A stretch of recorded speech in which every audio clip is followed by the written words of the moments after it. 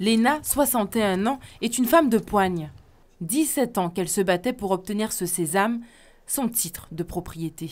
Enfin, le grand jour est arrivé.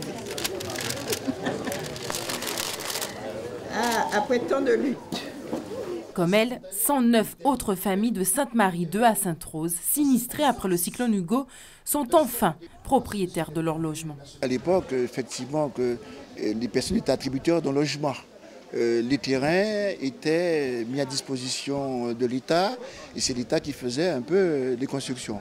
Bon, mais avec le temps, les personnes ont sollicité, voulaient améliorer leur maison, mais n'ayant pas le titre de propriété. Vous savez qu'aujourd'hui, c'est le titre de propriété qui fait froid.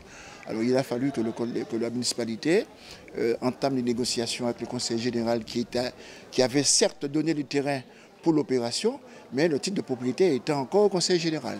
Il a fallu une négociation, le conseil général puisse donner à la commune pour l'euro symbolique l'emprise foncière. 3 ans de procédure depuis la mise en place de l'actuelle municipalité, un aboutissement dont se réjouit Léna.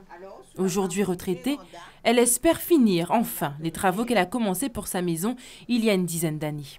Je ne compte plus. Pour moi, cette maison m'a déjà coûté au moins 30 000 €. Au moins. Et elle n'est toujours pas finie. Un autre lot de 48 familles de Sainte-Marie I devrait également devenir propriétaire. Mais ils devront sûrement s'armer de patience. Cette procédure administrative peut s'échelonner sur près d'une année.